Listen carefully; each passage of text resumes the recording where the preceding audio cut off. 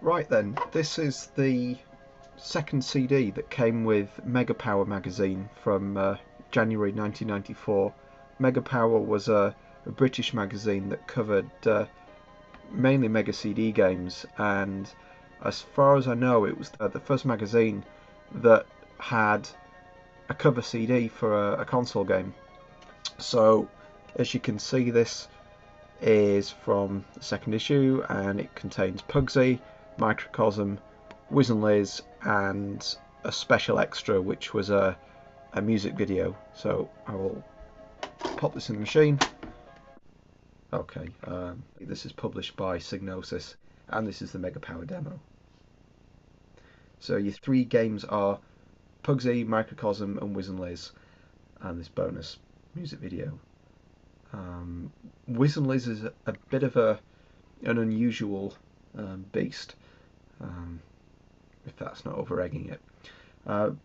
Wiz and Liz was a Mega Drive game, and for this magazine, the publisher, or rather Psygnosis, I think was the developer rather than or Traveller's Tales. Either way, anyway. Psygnosis decided it would be a good idea to release a demo of the game on the Mega CD. It's a shame that this wasn't done for more Mega Drive games. I could see this being a very useful thing to have, that even though the game doesn't come out on the Mega CD, you can still play the demo. Right. Let's start with the music video, just to get that out of the way.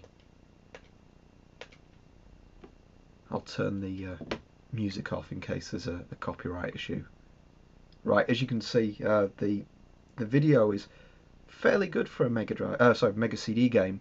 The Mega CD videos tended to be quite small and low color and low frame rate, and this was mainly due to the CD unit only having a single speed drive, coupled with a fairly slow set of CPUs, which meant that video compression was not as cheap as it is now.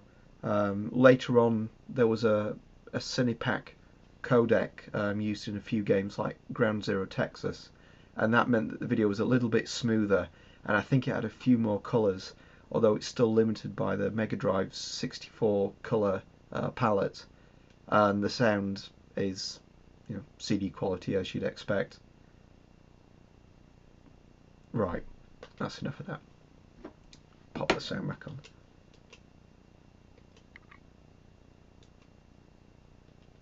Blah blah blah. Right, let's start with Wiz and Liz. Yeah, so as I was saying, the Wiz and Liz game was a Mega Drive game, and it's quite unique in that it's on the Mega CD. And there was a discussion about 10 years ago in the Eidolons Inn forum, and these guys were talking about the possibility of taking Mega Drive ROMs and placing them on a CD and trying to develop some kind of software for the Mega CD that would allow these games to be played on the Mega Drive. From what I understand, this was just not possible. There were a lot of very capable and talented people on the forum, and for years people would ask that question again and again and again, and I'm sure people looked into it, but it's just not possible, sadly. Right, that's enough waffling for me. The water looks like it's a trick from the Mega CD, but it isn't. This was on the Mega Drive. Wiz and Liz, the demo. If you try and play this on an emulator, it tends to crash about here. I'm not sure why. Right, what do we do? I've not played this for a long time. First ingredient. That's one angry moon.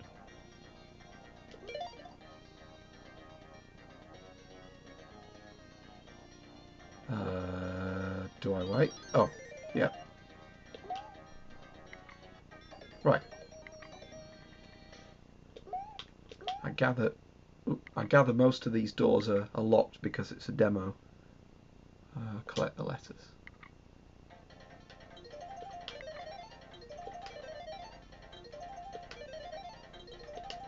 I do enjoy this game. It's very typically Traveller's Tales or even Psygnosis. It does remind me of Amiga games at the time, and I think this may have even come out on the Amiga or maybe come from the Amiga. Very cartoony. It's a bit like the levels look a little bit like Worms, somewhere between Worms and Lemmings.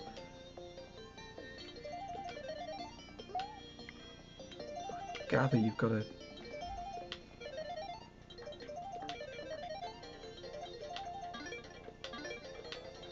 just walk into all the rabbits. I'm not sure if he cooks them or something.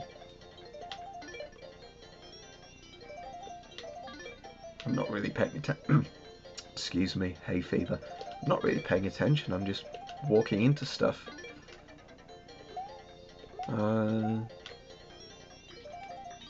Oh, right, I see.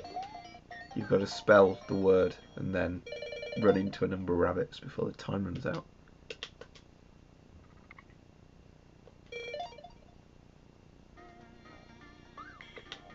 I suspect later levels will not be as forgiving. Do. Grassland. Wabbit. Makes me think of Daffy Duck.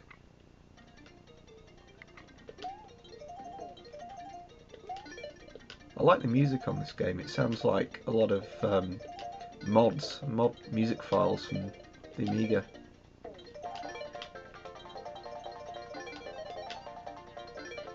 What's this fairy? It's flashing. I'm not sure why or what he does. But there he is.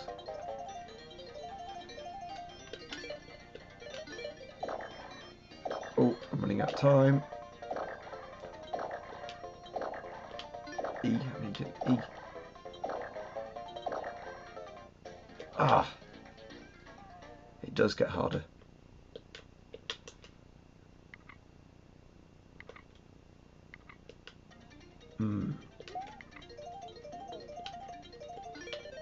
I'm tempted to just run to the right all the time, but I don't think that works because you've got to collect the letters. Maybe it works at the end when you've got to run into these rabbits. Let's try.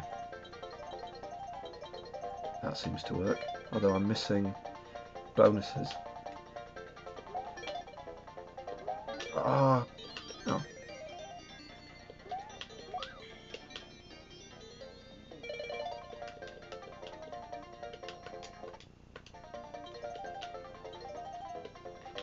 2 rounds left.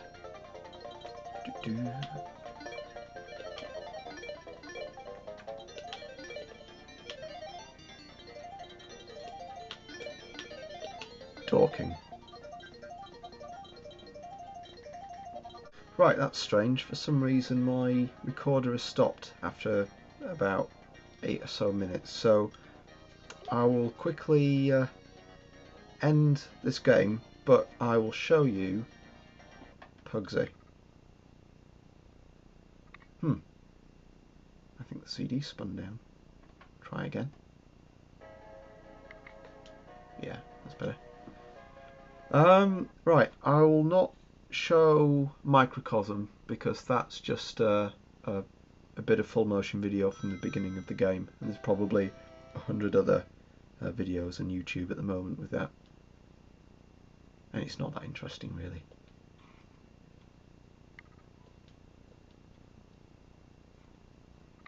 Loading, talk amongst yourselves. Right, Pugsy. Absolutely stunning intro sequence, Psygnosis, onto a winning, certified winner, press comments. It's interesting how at the time, 1993, 1994, magazines, I think all of us in general, thought that FMV was an impressive thing. Now you look back on games as a retro gamer, it's gameplay that matters above anything else. This still does look nice. I think it was probably, given its age, probably rendered on an Amiga, probably using Lightwave. Remember that. Right, I'll skip this. Just get into the game. Yeah, as you can hear, this is definitely a CD soundtrack. Level 1. If I remember correctly, the levels are similar to the ones from the Mega Drive game. The first few. Right, where's my cool shades? Yeah, that'll do.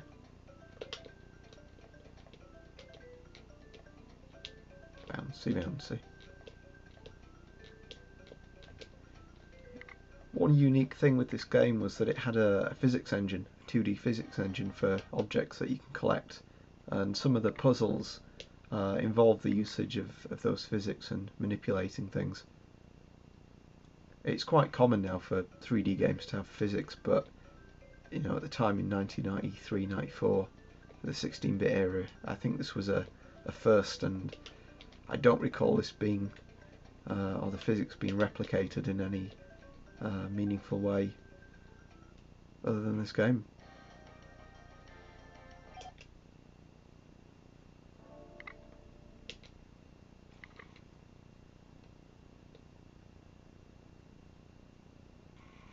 I think the advantage that the Mega Drive game has is that it doesn't have to load, whereas the CD, or the Mega CD, has to load each level, which can break up the flow.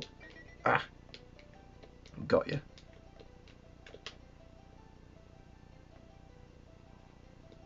I don't know what Pugsy is. He's a weird thing. Do you feel lucky? I don't remember that level from the Mega Drive. I'm not sure if some of these levels are original for the Mega CD or whether they're taken from later in the game.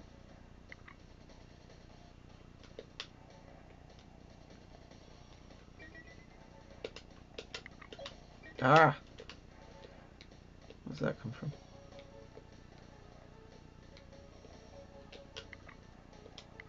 Boing.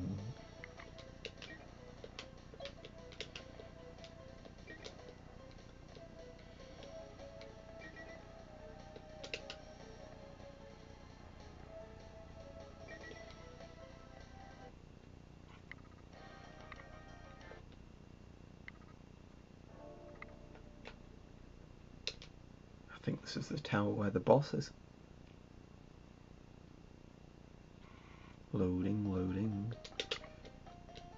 Yeah, I remember the music from the Mega Drive. I think it's the Mega Drive. What do we do? Need to like that. The music sounds like Spellbound Dizzy.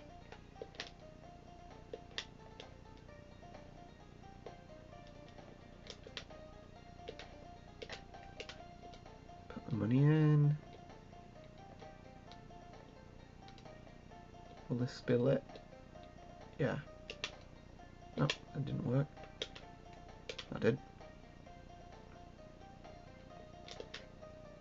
Yay. You can see the physics at work. Bouncy, bouncy.